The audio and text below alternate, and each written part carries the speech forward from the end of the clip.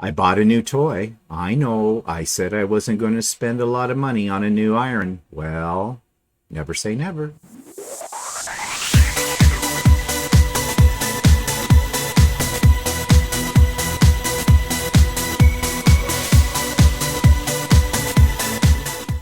Good morning, everybody. It's Stephen here for Bland Designs and the Idiot Quilter, and welcome to my weekly vlog for Monday, November the 29th, 2021. This is vlog number 242, and it is the 630th day of COVID. So, welcome. So, many things to talk about today, and we're going to jump right in with my latest creation, and I'm very, very proud of this, and I'm just going to switch over to a picture of it, and here it is. And this is my Lone Star quilt. It is absolutely, completely finished, and I think it turned out great. As you know, this is a class that I signed up for before COVID started, and of course it got put on hold, and the class resumed just a few weeks ago. Actually, this week will be the last class, but I'm ahead of the game. I have the quilt all done, so I'm going to take it in and gloat over it with the other ladies in the class. This was a challenge, and one reason why I signed up for this class was because I want to learn how to do Y seams, and Y seams are where three seams come together. They are not difficult, but they are tedious. And when I originally signed up for this class, that's why I signed up for it. Plus, I always want to make a Lone Star. Now, I have had people tell me, and I know this, that you can get patterns for doing Lone Stars that do not have Y seams. But it's because I wanted to learn how to do Y seams that I took this class. But I learned a lot of other things during this class as well, which I knew I would because that's why I take classes. I always learn a lot. And the instructor for this class, Sharon, she's absolutely excellent as an instructor. And I did learn quite a bit from her. Now, I did deviate from this pattern a little bit in terms of the borders. I'm just going to try to blow it up a little bit. This border right here is not black. It is a very dark blue, but there's a bit of a color shift given the picture that I took. This outside border from there in all these stripy colors is actually leftover pieces from these strip sets that were made for the blades of the star.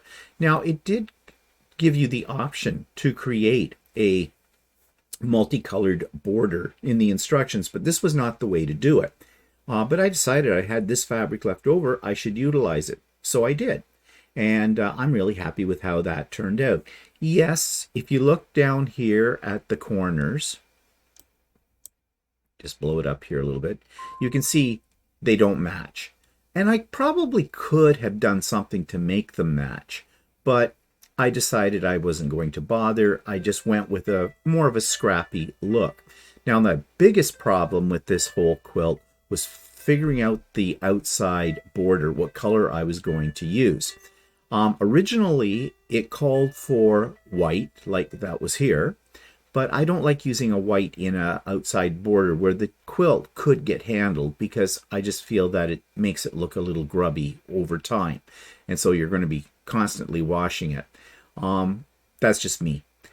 But I couldn't, believe it or not, I had a hard time picking this color out for this. Because there are so many different colors in this Lone Star quilt, you would think, hey, that's easy. You can pick any one of these colors. And you could, but the problem lay with this border, this pieced border. If you used any of the colors that were in this, well, those colors would disappear and basically look like there was a gap in the border. I don't know if I'm explaining that clearly enough, but that's what it was looking like. And so I experimented with different colors for my stash. You know, I have a lot of fabric in my stash, but you never can find that one particular fabric you want when you need it. So I went shopping. Now, I had Walter consult on this as well. He's really good at picking out colors and things.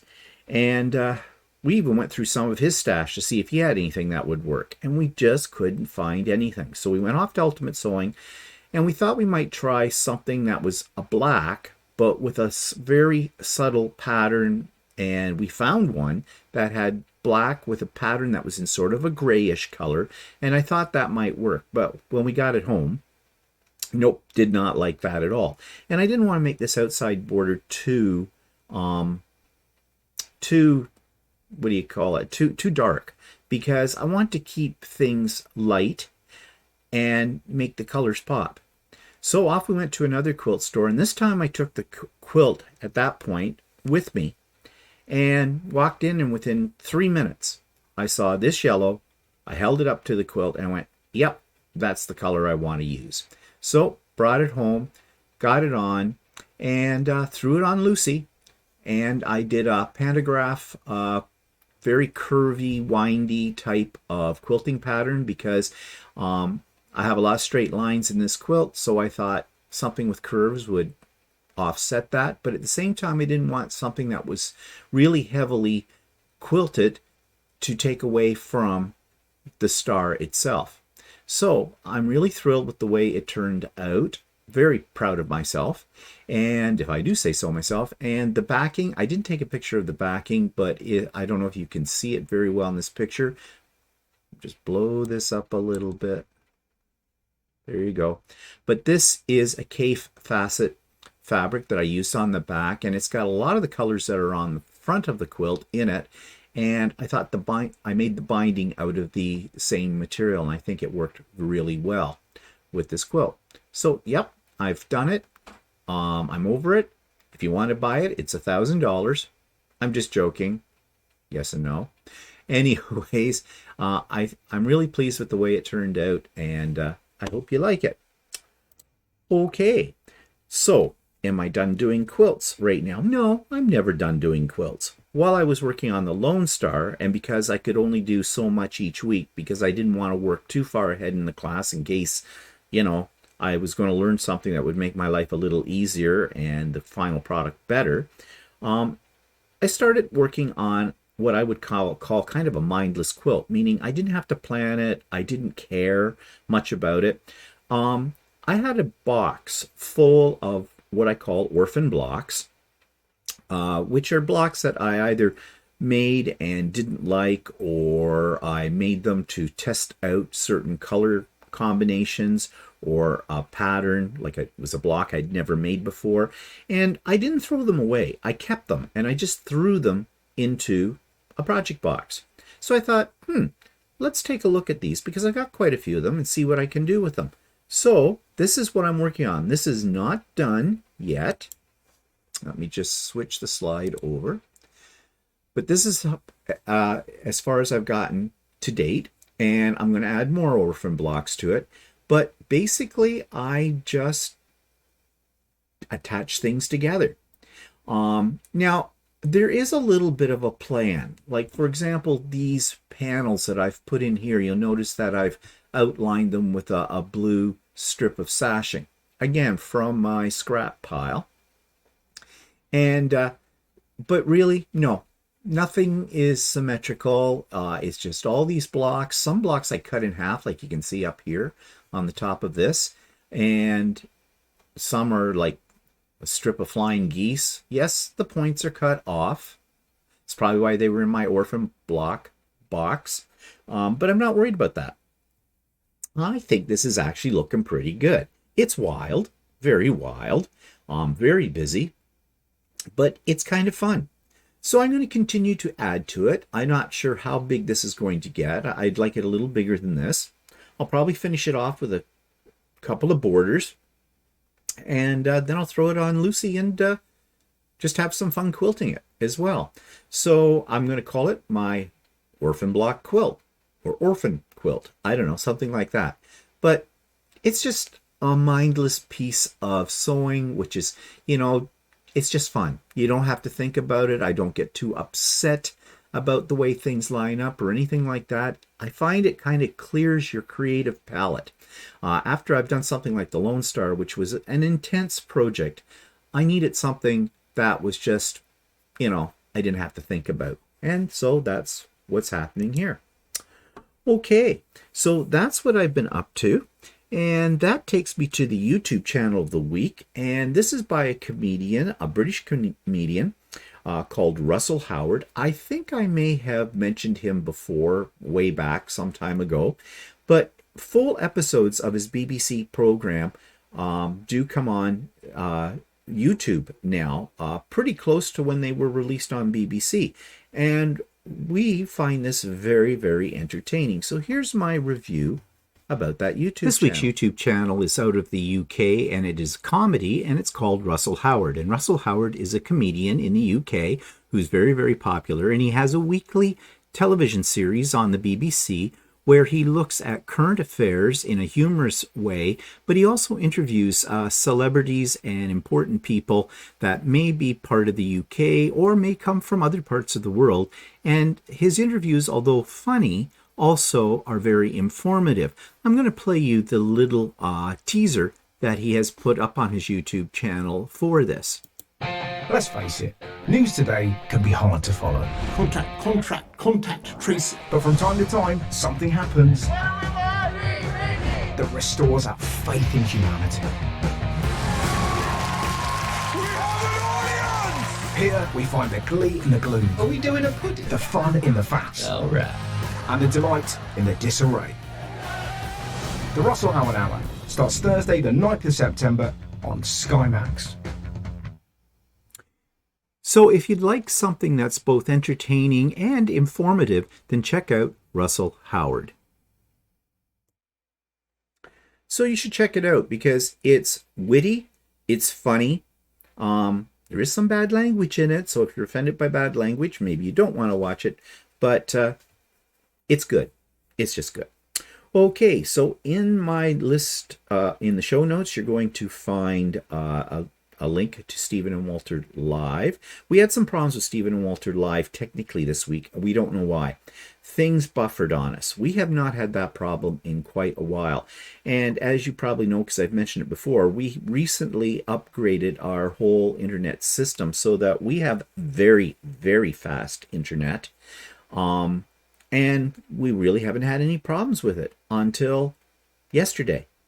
So you may find, if you're watching it as the rebroadcast, that there are moments where we freeze up, but we come back. And actually, it was very annoying from our end because YouTube was giving us some error messages as well, which do not appear in the rebroadcast, but we could see them, and it was throwing us off our game. Basically, and you'll see that. So if we seem a little distracted, it's because we were staring at a screen and seeing these weird things coming up that we had never seen before. But anyways, we did get through that broadcast, and hopefully next week we won't have that problem again. Very, very annoying. Someone suggested maybe it was people doing Black Friday and Cyber Monday shopping or whatever. I suspect it was more or less a problem with YouTube, but you never know. Maybe YouTube was doing a new upgrade of some sort. They have been sending out emails talking about policy changes, so I'm wondering if that might have been the problem. But you know, we're never going to know. So just hope it doesn't happen again. Okay, so I've got the link to Russell Howard's show in the show notes. There's a link to this past week's Idiot Quilter, episode 142. I call it Let's Get Twisted, and I show a new product that I bought that's got some fascinating possibilities for future projects. On So Chatty, we talked about Black Friday deals. Are there any? We did a little experiment. We checked out 6 popular online quilting stores and looked at what they had for sales. And you want to know something? We didn't find a lot of really great sales, but we did find a lot of tricky ways of getting you to buy things. So you might want to check that out. And yeah, so that's all. Those links are in the show notes below. But there is the link for Craft and Chat as well, because this Wednesday is December the 1st, and it's the first Wednesday of the month, so we have Craft and Chat. And if you'd like to join us for a few hours of relaxing, talking, and working on whatever you're working on in a non-threatening, no-drama kind of environment, then please join us at 1 p.m. Eastern Standard Time. You can come later than that. You can come and go as you please. So the Zoom link for that is in the show notes below. Hope to see you then if you can make it. Okay, so what's pissing me off this week? Well, it's not really a question of being pissed off. I go through this every year at this time. I like to put my Christmas decorations up on December the 1st, and I take them down on January the 1st. Okay? I'm not one of these people that starts decorating in November or whatever, because I don't like decorating. I really don't. Well, I gotta qualify that.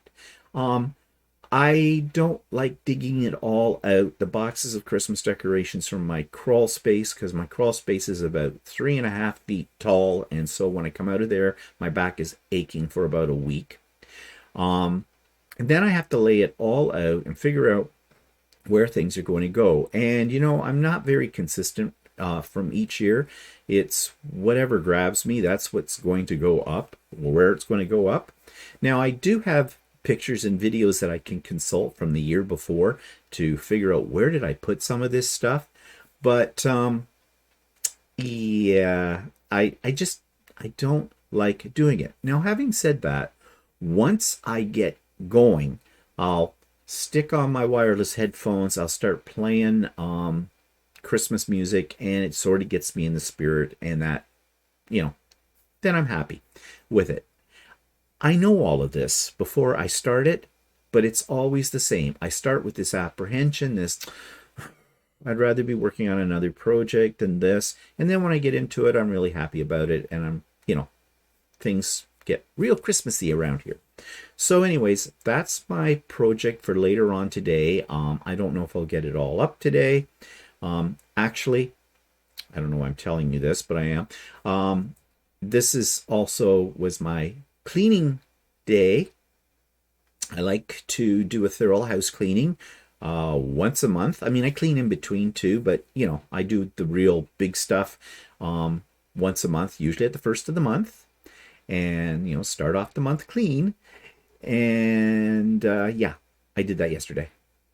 I got a spurt of energy and away I went, and so it is done.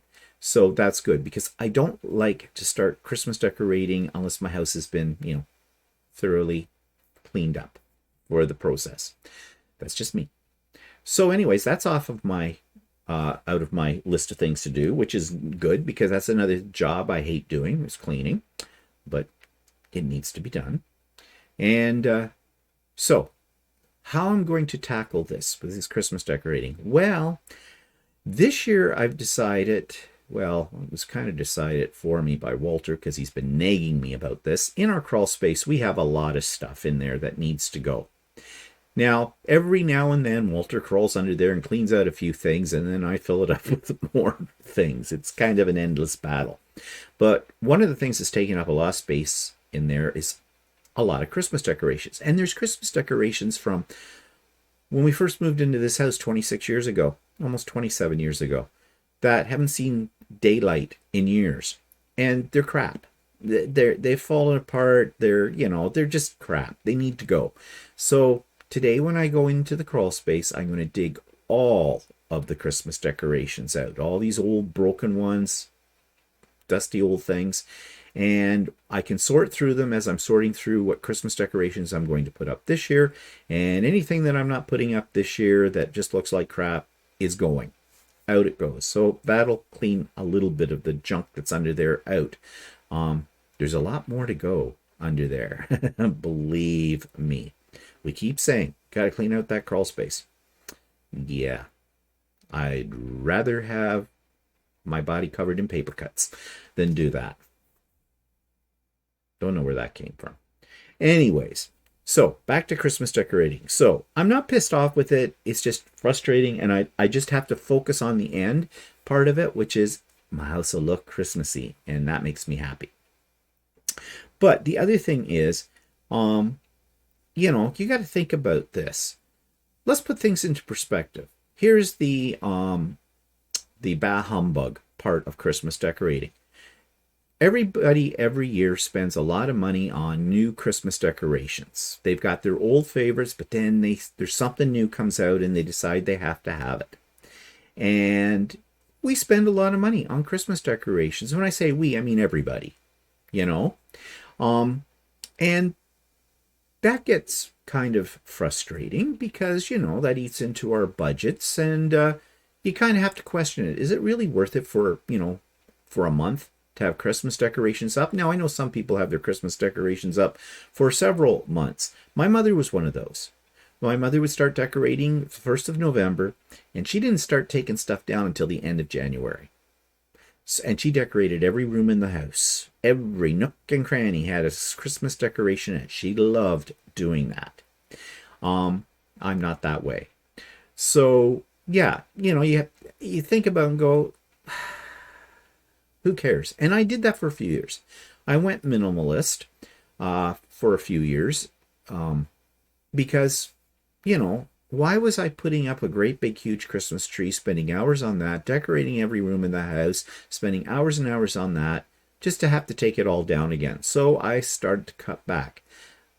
I got down to the point where I decorated only one room, our rec room, because that's where our Christmas tree was, and I reduced the size of the tree. It got smaller and smaller and smaller. And now the tree that we have is a tabletop tree. And that's the one I decorate. We don't even have a big Christmas tree anymore because we took it off to charity. It was one of those pre-lit ones. We spent a lot of money on that tree, and yeah, it just wasn't worth it. Plus, over time, we didn't really have a place to put it.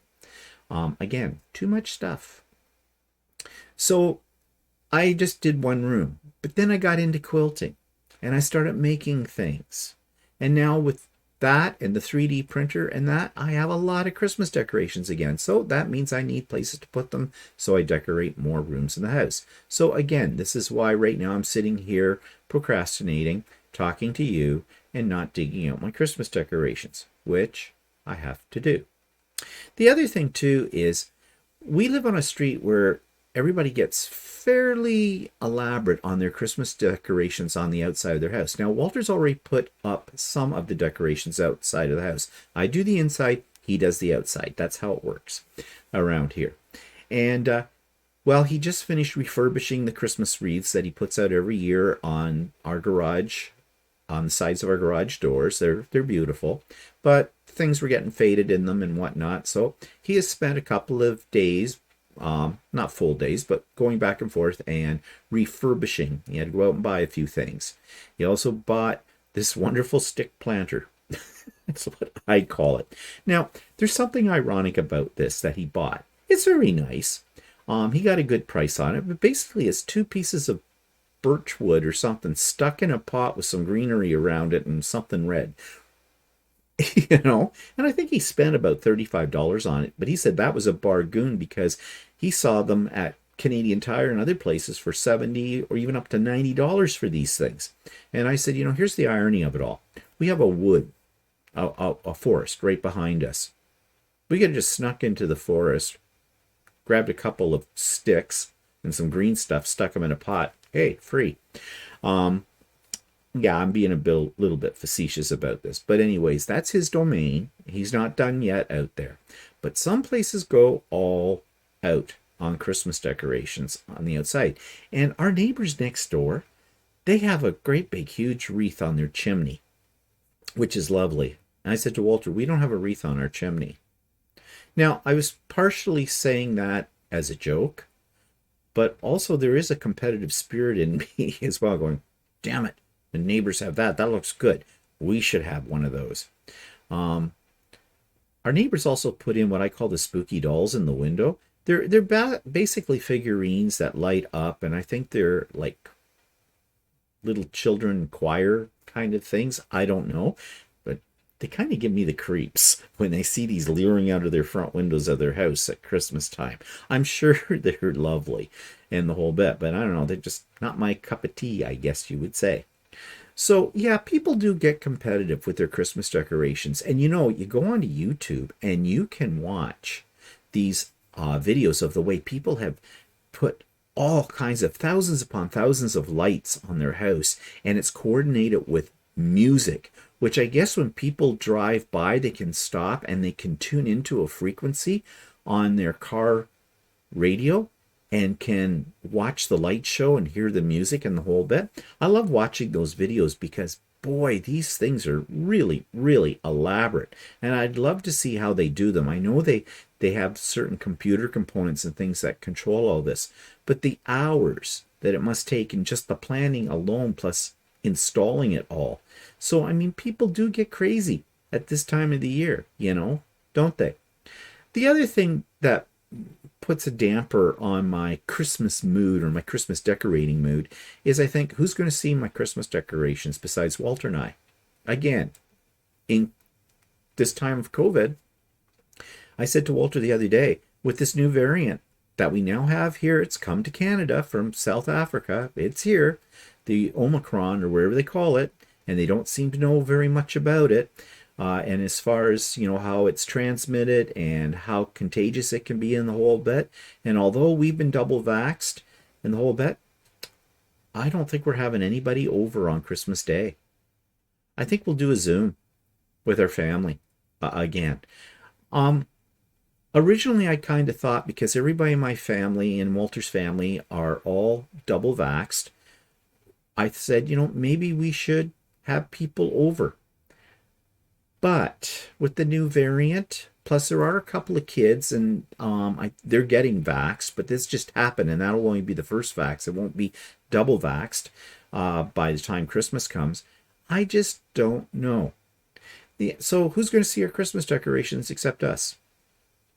I am thinking of possibly, don't hold me to this, of doing a special Stephen and Walter Zoom live as a Christmas thing. Maybe. I don't know. But that makes you think, well, if nobody else is going to see it, why bother with it? Well, I guess it's therapy, isn't it?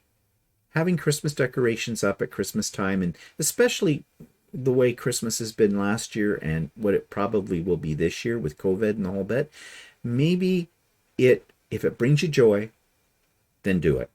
If looking at it lifts your spirits, then it's worth it, I guess. So that's really why I'm going to do the decorating I'm going to do this year. We need to lift our spirits a little bit. For me, it's been a difficult time in the last little while, losing my mother and all the stuff that goes along with all of that. So yeah, need a little cheer. And so yeah, that's the attitude I'm going to take when I go into that crawl space today and dig out all those Christmas decorations and start putting them up. And yeah, and I'll probably do a special little video showing you how I decorate. I am not like those ones I mentioned a few weeks ago on YouTube channel that go over the top. No, I'm not that kind of decorator. There are times when I wish I could be, but yeah, it's too much work. Okay, so product reviews. Well, I have another picture to show you of my Black Friday deal. I went online and I went to a store that I have bought things from before. And when I say store, this is an online store. Let me just switch the screen over and there it is. I'll just move these up a little bit so you can see them. So this is from a store called Lindley General Store, and it truly is a general store, and it's all online. They do not have a brick and mortar store. They sell quilting fabric. Most of the stuff they sell has to do with quilting and sewing, but they also have soaps and fragrances and tea towels and kitchen products and crafting supplies. They are truly a general store. But they were running a really good Black Friday sale. And so I went on and I purchased these fabrics. And I think I bought about $250 Canadian worth of fabrics that you see here. These are all 2-meter cuts.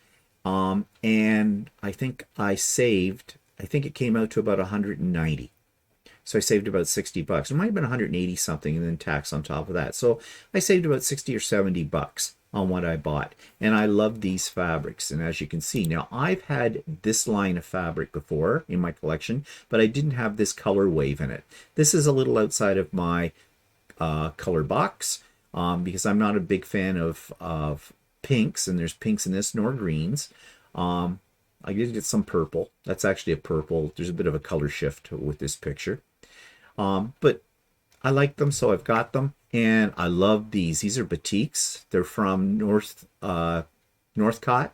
They're Banyan batiks line. Really love these as well. And nice and bright, too. I'm into bright colors, as you know. And then I've had this line before, not this color wave, but it's a Northcott fabric too. It's Stonehenge actually, which is one of their most popular lines. So I got some deals on this. What am I going to do with them? I have no idea, but they're just pretty. And you know my philosophy about pretty.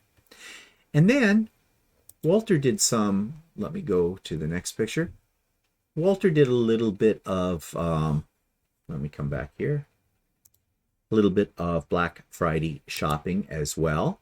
He bought, I'm just fooling around here trying to find the bloody picture, and this isn't working very well.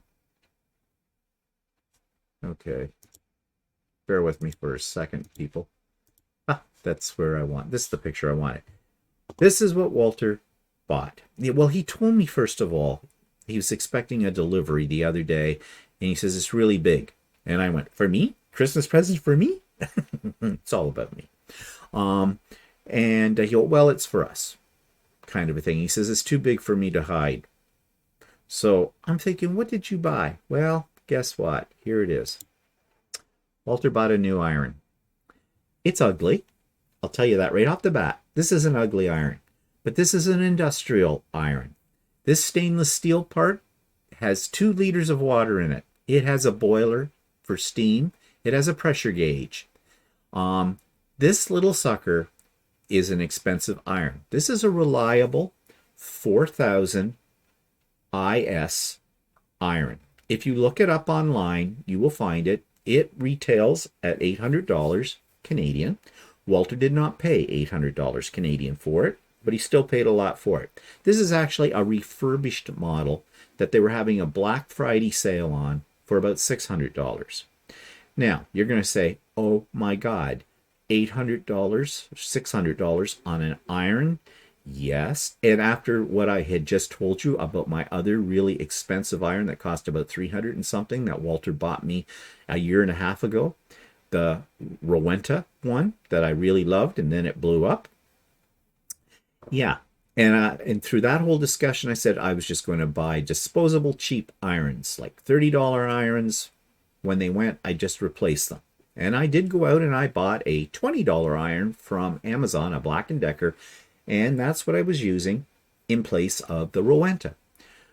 Well, the guy that teaches the classes that Walter takes just bought one of these irons, but he got the 3000 IS, which is the model that actually retails for $600.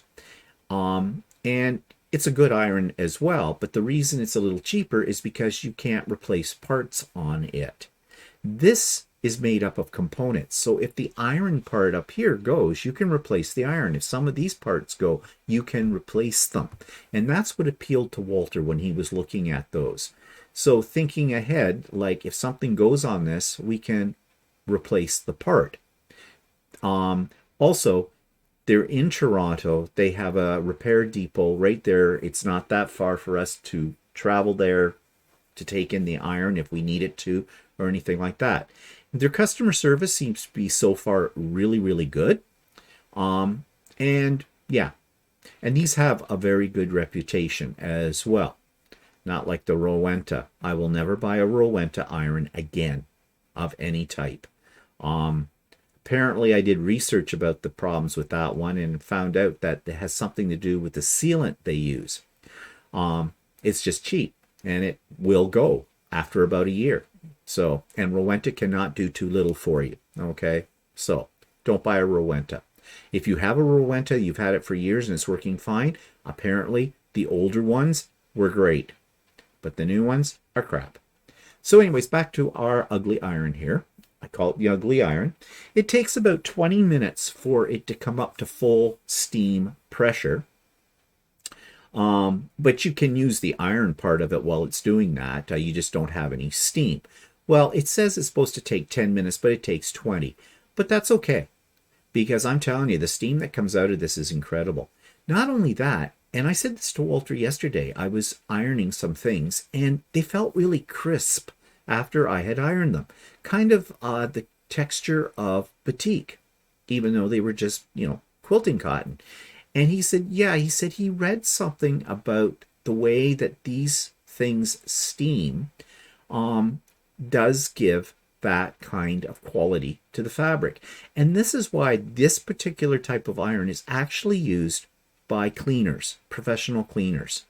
So that's why when you get, like, if you have shirts laundered at a professional cleaners or pressed, whatever, they come back and they feel really nice and crisp, like they're new, kind of a thing. Well, that's one of the reasons why I like that. That is something I really like. So we've got this new ugly iron, and I've used it now a little bit, and I really like it. And hopefully this one will last. Time will tell.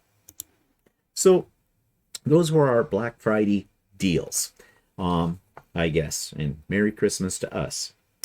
Okay, so 3D corner. What have I been working on? Well, I had a little problem with one of my machines.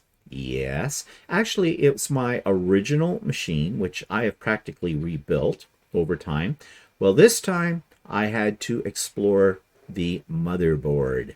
Yes, that is something I have not done on a 3D printer. And basically, I had a wire that had sort of burned off on the motherboard. I had to figure out, it was shorting out a little bit. The machine would not come on, or it would come off, and then I'd move it and it would go off. So I yanked the motherboard when I figured out what this was. It was the only way I could put the wire, fix the wire, and get it back installed. So I am no longer afraid of the possibility of having to replace the motherboard. Actually, I looked at upgraded motherboards, or the new motherboards for this particular printer. They're only about 50, 60 bucks on Amazon. And I might down the road, if I have a problem with this motherboard again, I think I will invest in one and I will install it myself. It's always a learning experience with a 3D printer, but I'm quite proud of the fact that I was able to diagnose the problem, figure it out, and fix it. So that's great. The other thing that I've been making is, and I showed you these before, are my Christmas angels. Now, I should have brought some of these over, so I'm just going to pause the video for just a minute and grab these. Okay, so I'm back. And here's what I'm talking about. Now, I showed you these little angels before that I had made on a 3D printer. But I wasn't really happy with the quality. I'm trying to get the best lighting on here that I can get. I'm going to put my hand behind it. Does that make a difference? Not really. I wasn't happy with the quality because they printed hollow. So they were really cheap feeling. They were very light, and there were a few little holes in them because of the process that they went through. So I decided to redo them, and I went into my software program and I made them solid. They call it infill, and I made that 100%. And yeah, it's actually heavy. And it's nice and strong, and the detail on it came out pretty good as well. I made these little pedestals because they didn't have these, and I glue gunned them on so that they will sit properly. So I made one in white, and I made one in gold, and I made one in copper. I have a lot of angels that I've made on the 3D printer in different ones. I showed them last week or whenever. And so I'm not sure what I'm going to do, but I think I'll just stick them in amongst the other Christmas decoration displays as another accent piece. So yeah, I am done making Christmas decorations with the 3D printer. We don't want this to become a completely plastic Christmas. Yeah. Okay, so that's what I've been making, and that takes us to another one of my travel videos. I showed you last week the Corunda Railway Tour. Well, that was the first half of it. This is the next half of that. It was a wonderful tour, and of course it is Australia. And right now, I wish I was in Australia, because guess what Australia is moving into? We're moving into winter.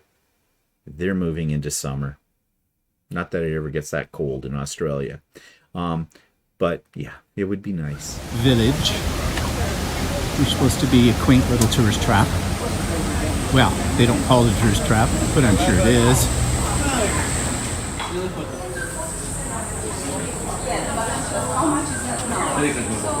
So this is Karunga. These are all little shops and everything along here.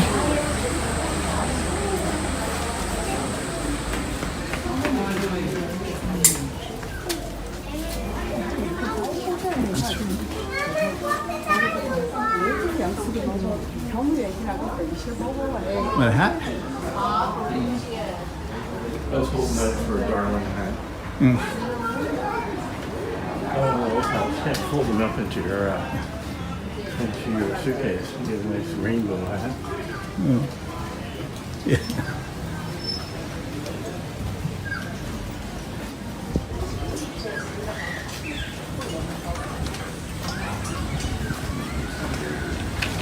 Let's go in here. Take a look around.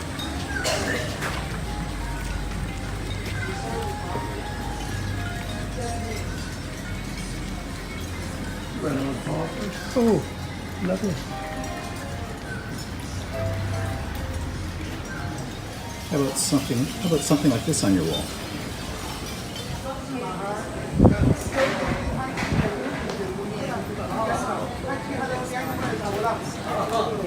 但是呢，给钱你觉得有钱有病了，他偷了你才能够才简单给钱。光的，好，一检查出来，查到那样。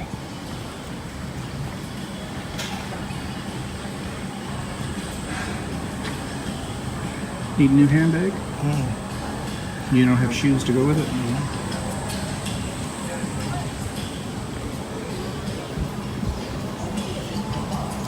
Hold it out for the quilt stores we might go to tomorrow. Yeah.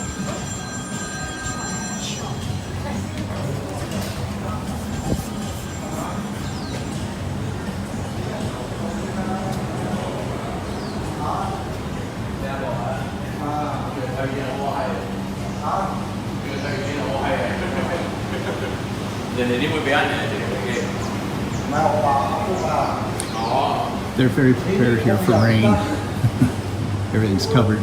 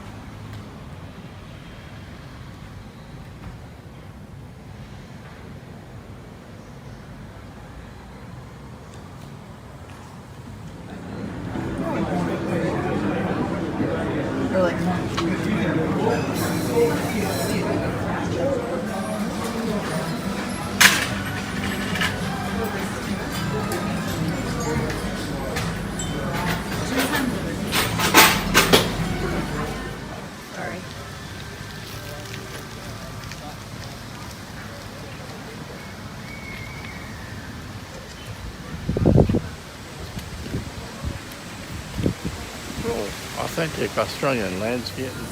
These are all little shops down here too. This place goes on for days. Tons and tons of things.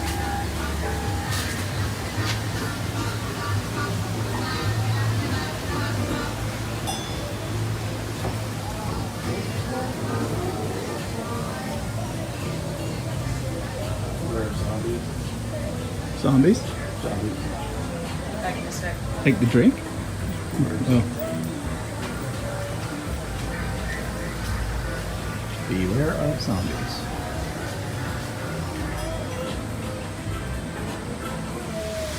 German flag?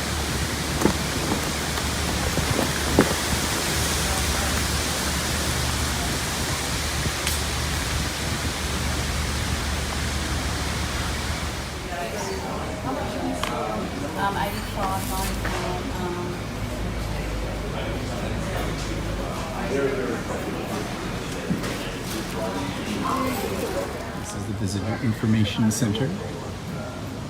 But I'm just taking a shot of the mural.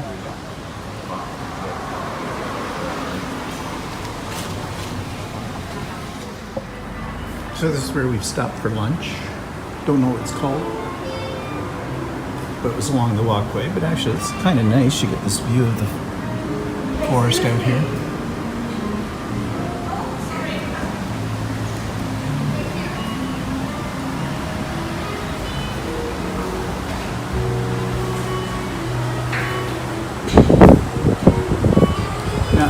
busy, but it is only 11:38.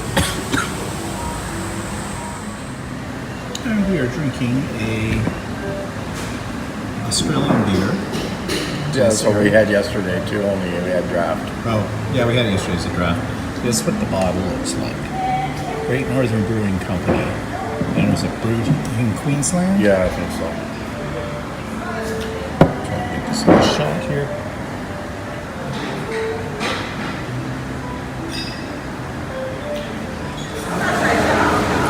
So we have to travel back down to where our bus is, and we're taking the Sky Rail for that, which is a gondola thing. And we don't get on it yet for another 40 minutes or so. So we're in the Sky Rail right now. And we got our own cart, gondola, whatever these things are called, which is nice. Cable car. Gondola. Gondola. Whoa, bouncy. Now I wonder if they run a commentary. And there's where we're going. This sucker takes about 40 minutes. Walter was screaming for most of it. Of course, it is raining, so you're going to have to put up with raindrops on the window. Can't do much about that. Walter, get out and wipe down the window. Yeah. Why don't you do it? You don't have I wouldn't have a problem. Go ahead. I've been off the top of the CN Tower. This is just easy. Easy peasy. Easy peasy. Actually, how come you're sitting on that side?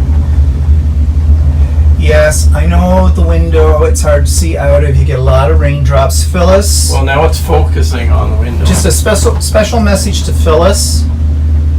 We know there's raindrops. We can't do anything about it, dear, okay? Just be thankful there's no wind blowing in the microphone this time. Well, maybe there is. Oh, maybe. Yeah, too late.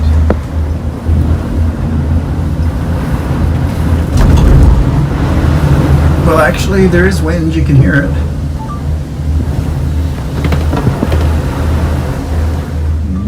Now we're going over some river-like thing. Muddy. Very muddy looking.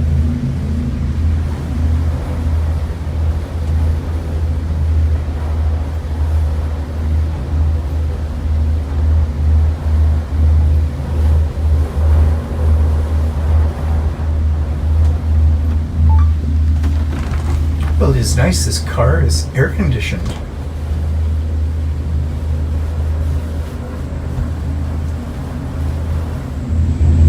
And there's the rainforest below us.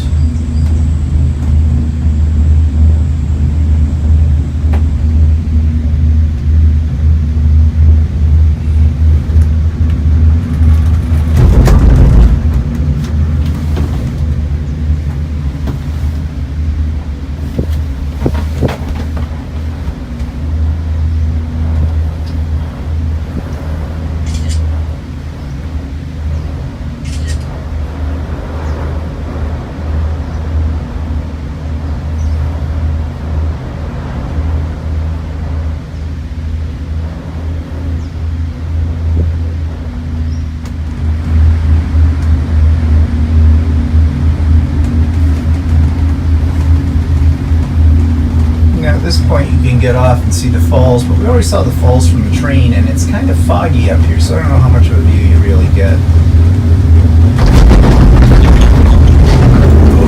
Whoa, let's see. Right. Yeah. One is What was the falls? right?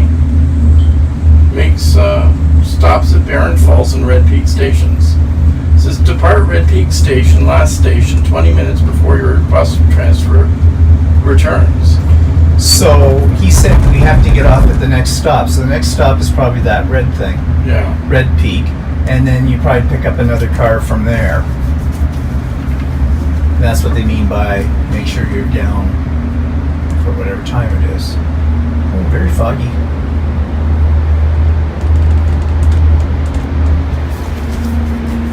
Whoa. There, a shot of it from here.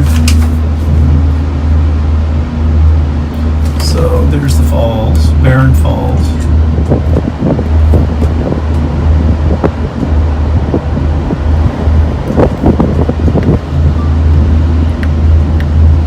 Unfortunately, the window has all these raindrops on it.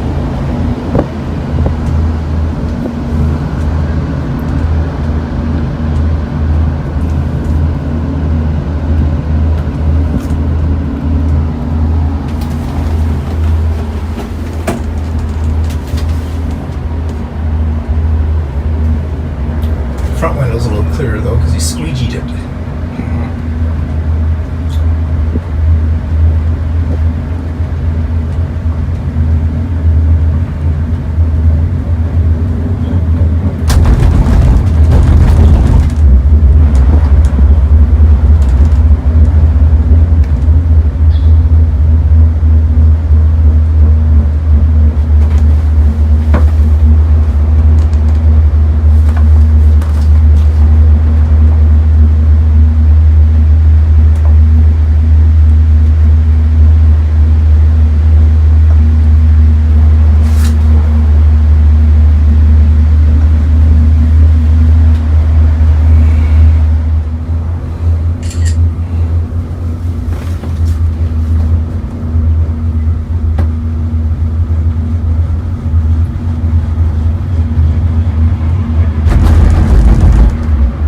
Bouncy.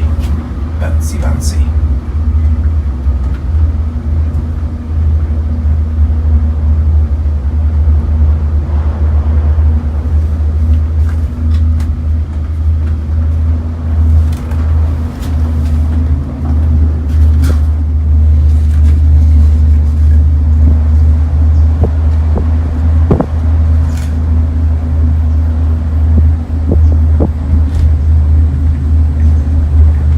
Okay, so we're at Red Peak, and this is one of the stops on the Sky Rail, and they have this boardwalk that you can wander about on. I think it's raining again. And this is the rainforest. Yeah.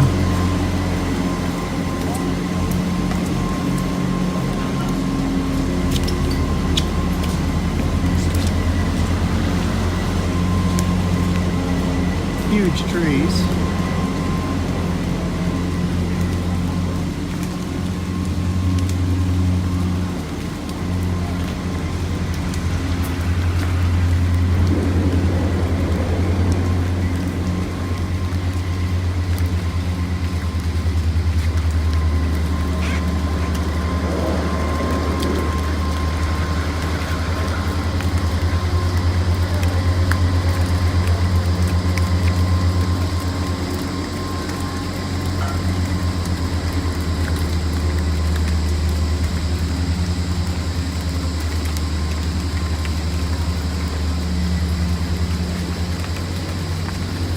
Warning, wet floor. You think so?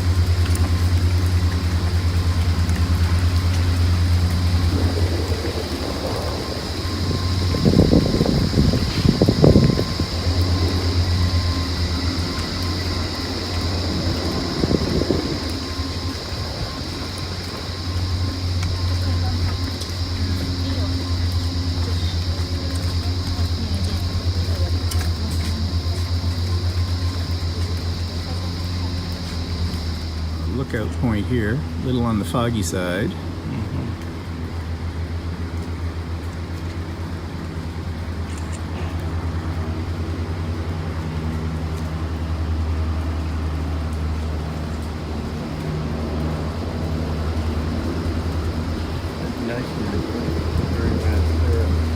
Like when it's not raining. Yeah. That tree.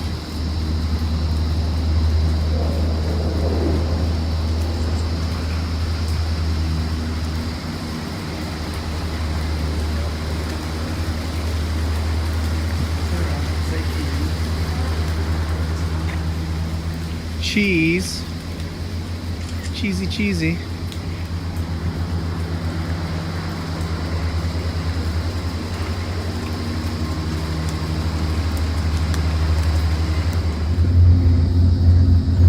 Okay, we're on the last part of the journey, and you can see it's very, very foggy. So foggy, it's like we're going into nowhere. Well, if it was a little clearer, there would be a better view. The ocean's in the distance.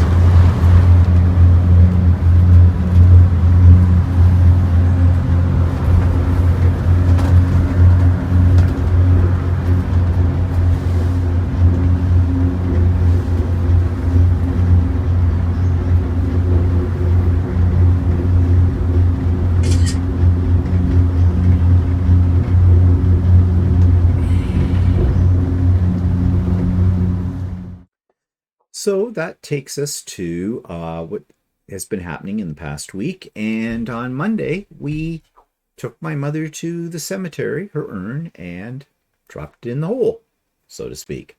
My brother-in-law and sister and the two kids, my nephew and niece, and Walter and I, all of us went up and did this. It was a little bit tearful. My sister started to get a little weepy, and when my sister gets a little weepy, I get a little weepy as well, but we got over that, and so the job was done. And it was cold. It was very cold. This cemetery is in the little town that I was born in, where a lot of my relatives were born and lived. In fact, I said to the kids, I said, if you look out at this cemetery, about half of the people that are in this cemetery are related to us in one way or another. But it was cold, and I wasn't really dressed for it. City guy. I show up in a light fall coat, and it's like 1 degree above 0 Celsius. And although that's not really all that cold, I mean, after all, we are Canadians. We eventually get used to the cold, what it happens here. This cemetery is on top of a large hill. The locals call it the mountain, but it's not a mountain. But the wind just was cutting right through you up there. So we didn't hang around in the cemetery too long, which was a bit of a shame, because if the day had been a little nicer, a little warmer, I would have taken the kids around and pointed out some of the things about the people who were planted there, that how they were related to us in one way or the other. And I know that kind of stuff from the most part because of the genealogy I used to do when that was one of my hobbies at one point in time. Actually, it was kind of interesting. I pointed out to the kids that this family plot has a lot of history to it, because there's 6 generations of us standing there. That plot has my parents now, my grandparents, my great-grandparents, and the plot next door to it are my great-great-grandparents. So for the kids, they had their great-great-great-grandparents there as well. So I was pointing that out to them, but I don't know if the point was kind of lost on them about all of that. And technically speaking, the kids are not Blands, okay? Because their father is not a Bland, but they're still related to all these people through the generations. So anyways, we got that deed done, and that's good. That's over with. Then what else in the week? Well, speaking of cold, we had our first snowfall here in our area. It's always pretty, the first snowfall, especially when you look out in our backyard, because we back onto a forest. And so I did a little video showing you what that looked like. So this is the first snowfall of the year for us where we live in southern Ontario. It's very pretty right now, and you can see the forest in behind has nice snow on it, gives it kind of a Christmassy feel. It is November the 28th, 2021, and you can see we've had a light accumulation. It's not a lot. It looks like it's very fluffy right now. Not a blizzard, just very pretty. Now this probably will melt away by tomorrow. Maybe. We'll see. Be nice if it did, then we don't have to go out and shovel the driveway, because I hate shoveling. Even though we have a snow blower, but on something this light, you don't need a snow blower, you just use a shovel. So we will see, but in the meantime, I guess just enjoy the beauty of it, because it is very, very pretty. So that takes us to the end of this episode of Bland Designs. And yeah, what's coming up? Craft and Chat. I've already talked about that. So links for that are in the show notes below. So I hope you can join us if you're free. And tomorrow I have to go up to Ultimate Sewing to take in my Lone Star quilt and gloat. And I have some little gifts too I have to get prepared here that I'm giving to the ladies in my class. And I also need to take in the embroidery machine that's sitting there behind me because it's still not cutting the thread, and it was fixed for that. So I took it in last week, but Shirley wasn't there, the owner, so she was on holidays. So I'm going to attempt again tomorrow to take it in and see if I can get that sucker working properly. And of course, I got decorating to do. So, busy week, I guess. So I hope you have a good week. I hope you're getting your Christmas decorations up and you're getting sort of into the festive spirit, because we need to be festive, because here we go again. Second Christmas with COVID. Isn't that nice? Not. So I hope it's a great week for you, and we'll see you next week. Bye for now.